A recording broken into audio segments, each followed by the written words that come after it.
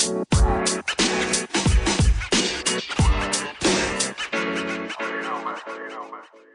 and welcome back to the Corner Kick. My name's Nathan. I'm with my friend and co-host Aaron. How's your week going, Aaron?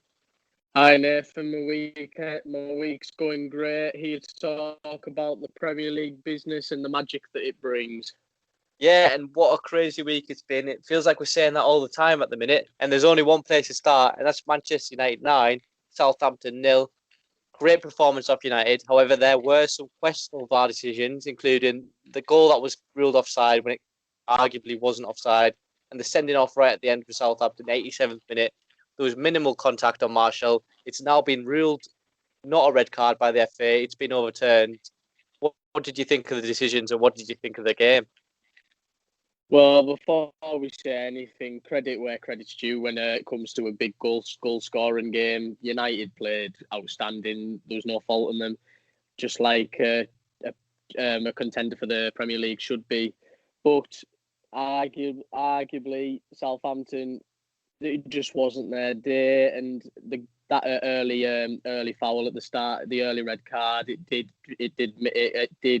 make the game a lot more easier for United to win.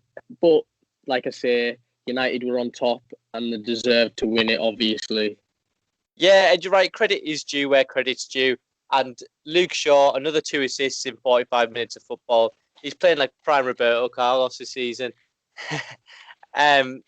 Another game where VAR was heavily involved was the Arsenal game. Arsenal was another 2 red cards in that game.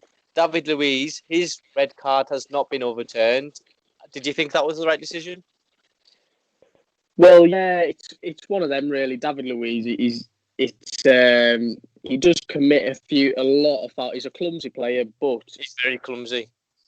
He was unlucky with the decision that it was given, but like I say, he's got a history of committing stupid fouls, and Arsenal can't seem to get any luck at the minute. It's just defeat constantly, and they're not playing the football they should be. Yeah, you're right. And one team that is playing decent football at the moment is West Ham. Jesse Lingard started and scored 2 goals on his debut. Are the Irons going to Europe?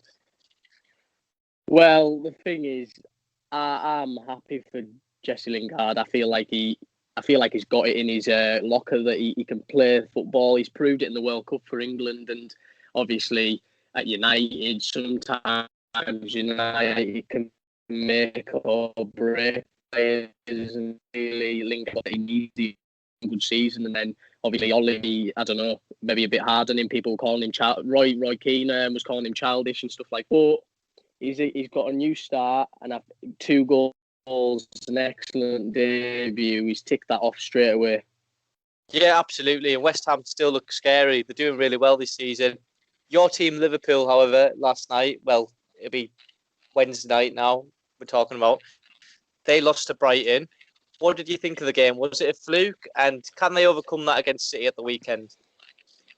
Well, I watched the game and I can honestly say that it wasn't a fluke. Brighton, honestly, there was 17th in the league before that little game, and obviously they beat Spurs a few days before that, and honestly, they are playing some great football. It's weird. The Premier League is a weird league because it doesn't matter if you're first place or 20th, you've got chances. Obviously, they don't create that many chances, but they obviously got that one chance, and it was a scrappy goal, but they deserve to win it.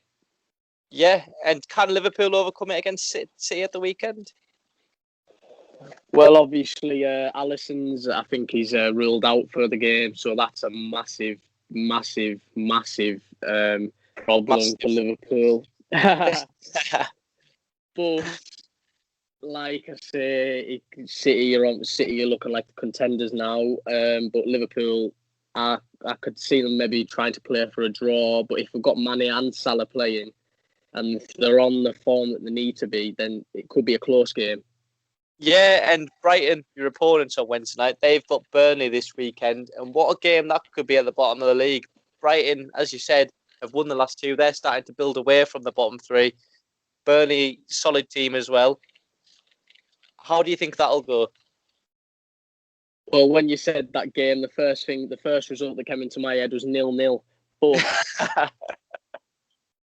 But the Premier League's it's been a weird one this season. But Burnley, like I said, well, the quality of defending. They beat Liverpool 1-0. You know what I mean? It's one of them. But I could honestly see it being goals in that game because the both of them are trying to survive relegation. So I could probably see them being a 3-3. Yeah, and it's quite tight down at the bottom. Sheffield United have won a couple of games now in a row. They are bottom. They're currently 11 points from safety. Do you think the Great Escape's on for them? Well, the thing is, it's so tight it's so tight at the bottom of the table. It could go anyone's way. Hopefully, it will. But obviously, the likes of Fulham and Brighton's and Burnley's, it honestly, I can't say who will go down yet. Yeah, it's mad to be honest. So fingers crossed for Wilder's tricky blades. They are a heroic story. Wilder, a former player, he took them to the Premier League, doing really well with them. So hopefully they stay up. And that is all we do have time for today, guys. So thank you for listening. Our social media is on the screen now at the Corner Kick 20. Drop us a follow. We will be back on Sunday with career mode, Newcastle United career mode, 2 Army to the top, and then back again on Monday at 6 p.m. with another podcast. Thanks for watching. Thank you. Bye.